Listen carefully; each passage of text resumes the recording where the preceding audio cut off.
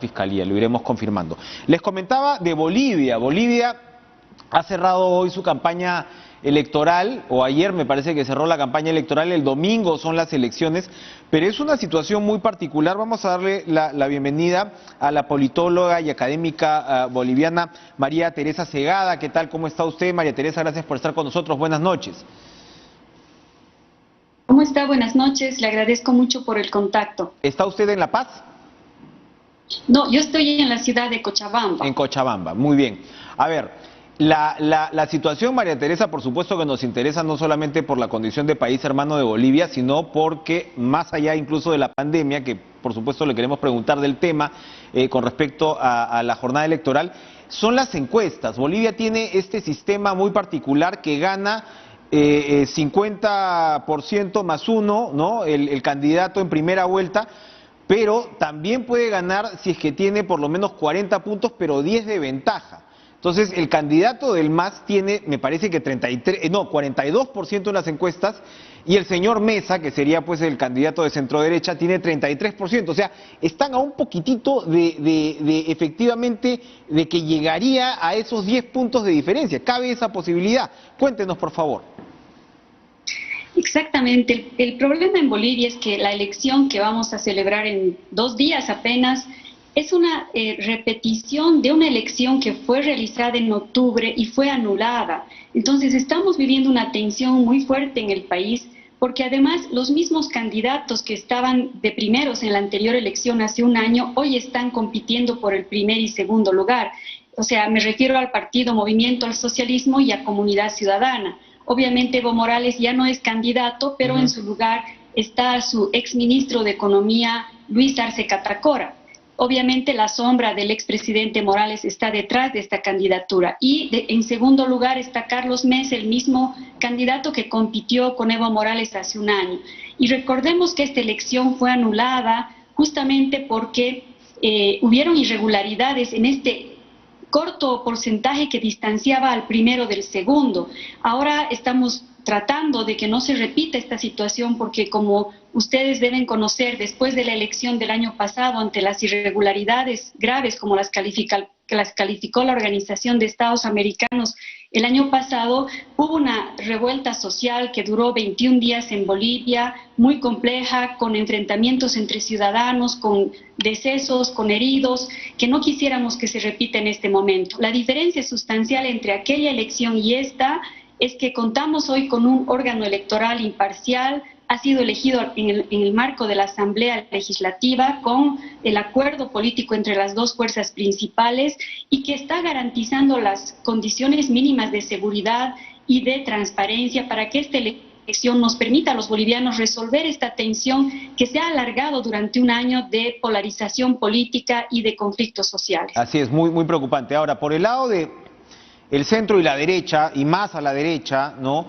Mesa está demandando, porque hay dos candidatos que se retiraron, incluso la actual presidenta, ¿no? Interina, que se retiraron precisamente para poder concentrar los votos en Mesa. Pero hay un candidato, entiendo yo, que concentra 15-16% y es, digamos, como repito, que está más a la derecha, Camacho, ¿no? Camacho se llama, creo, el señor, y eso complica evidentemente las posibilidades de Mesa. ¿Qué posibilidades hay que en estos días se dé una migración que haga que Mesa crezca pues de ese tercio que le dan las encuestas? Hay varios elementos que están poniendo la elección en una situación de incertidumbre. La primera es que en las encuestas hay una distancia de entre 6-7% entre el candidato del MAS y el candidato de Comunidad Ciudadana. Pero en las mismas encuestas hay alrededor de un 20% todavía de indecisos, que no sabemos cómo se va a comportar ese electorado. Y el otro problema es que en este momento en Bolivia no se están jugando tanto los programas políticos o la elección por personalidades. Lo que está en juego es una polarización del movimiento al socialismo que está intentando retornar al poder versus los sectores opositores al MAS, que evidentemente están fragmentados. Nosotros teníamos 8 candidatos en carrera, 3 ya han desistido, la expresidenta Áñez, el señor Tuto Quiroga y la señora Bayá, son 3. Entonces tenemos 5 partidos en este momento en carrera, de los cuales evidentemente el primero y el segundo están punteando, y el tercero, Luis Fernando Camacho, es un líder de la región de Santa Cruz que fue protagonista importante durante los conflictos del año pasado, postelectorales, y su liderazgo empezó a crecer en estos meses. El problema es que Camacho es un líder con mucha fuerza en una región de Cochabamba, pero que está prácticamente ausente en el resto del territorio nacional. Sin embargo, en esta región que es Santa Cruz tiene mucha votación y evidentemente le está restando al candidato de oposición Carlos Mesa, le resta posibilidades, digamos, de tener un margen importante entre su votación y la de Luis Arce Catacora. Evidentemente Carlos Mesa no le ha pedido que desista de su candidatura, pero está pidiendo a los bolivianos que con el voto puedan concentrar la votación para garantizar desde el discurso de Mesa que el movimiento al socialismo no retorne al poder. Entonces estamos en esa situación muy incierta en este momento. El candidato Camacho ha afirmado que no va a dejar su candidatura atrás, por lo tanto en cifras estamos más o menos así. El movimiento al socialismo tiene alrededor del 32%, el candidato Mesa tiene alrededor del 26% y Camacho tiene un 10 a 12%. Entonces hay una distancia importante entre el segundo y el tercero, pero ese porcentaje de Camacho puede hacer la diferencia a la hora de leer los resultados. ¿Arce puede crecer todavía más? Porque claro, con esta polarización me imagino que también de alguna manera su plataforma reivindicativa del MAS, de por supuesto aspectos del gobierno de Morales, habiendo sido él ministro de Economía y demás, ¿él puede crecer todavía? Es posible que este porcentaje de indecisos, y también hay que considerar el voto en el exterior, ¿no?, que no está contabilizado en las encuestas, que podrían afectar en el tablero electoral. Pero lo que se ha visto desde la elección anterior hasta este momento es que el voto por el movimiento al socialismo ha rondado alrededor del 30-33%, un voto duro por el movimiento al socialismo. Entonces es probable que ese sea su techo. Sin embargo, es bastante difícil poder afirmar qué es lo que va a suceder en este momento. Ahora, pero estos pronósticos, evidentemente, como usted dice, reservados todavía, pero apuntarían a una segunda vuelta. ¿Cuánto tiempo después sería esa segunda vuelta, siendo el caso entre estos dos candidatos? La segunda vuelta estaría prevista si sucede para el 29 de noviembre, ¿no?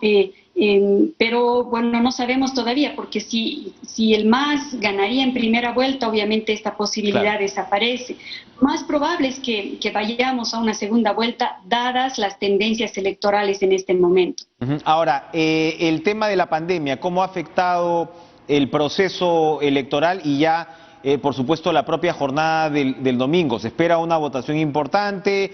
¿La gente de repente se va a disuadir de salir a votar? ¿Cómo es esa situación? ¿Qué tan preparado está el sistema electoral para cumplir pues con todas las condiciones de distanciamiento y demás? Mire, la situación de conflictividad social y de polarización política es muy crítica en Bolivia. No había ya condiciones para alargar el gobierno transitorio, por lo tanto la definición de la fecha, incluso en una situación de pandemia, ha sido determinante para el país y muy adecuada. Ahora el organismo electoral está garantizando ciertos protocolos de seguridad, por ejemplo la ampliación de la jornada electoral, la votación cuidando números de carnet de identidad por la mañana y otros números por la tarde para evitar las aglomeraciones. Y bueno, los protocolos mínimos de seguridad para las mesas. En las encuestas, alrededor del 85% de la población ha expresado su voluntad de ir a votar y deseamos que sea así porque necesitamos que esta elección sea legítima. El riesgo más grande en este momento es que después de la noche del 18 de octubre, alguna de las fuerzas políticas no acate los resultados de la votación. Ese sería el escenario más riesgoso que en este momento podemos percibir y volvamos a una situación de conflictividad social y de convulsión postelectoral. Esperemos que no sea así, pero alarman ciertamente algunas declaraciones de algunos candidatos o líderes que están ya previendo la posibilidad de que hubiera un fraude. Como le digo, el órgano electoral está garantizando condiciones en esta elección, pero evidentemente el perdedor o el que se sienta perdedor puede acudir a unas medidas de esta naturaleza. Muy bien, esperamos, ¿no?, que por el bien de la democracia en la región y particularmente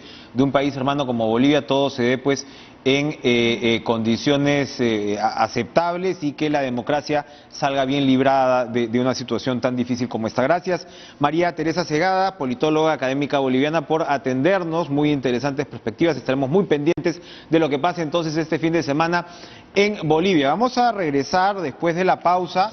Vamos a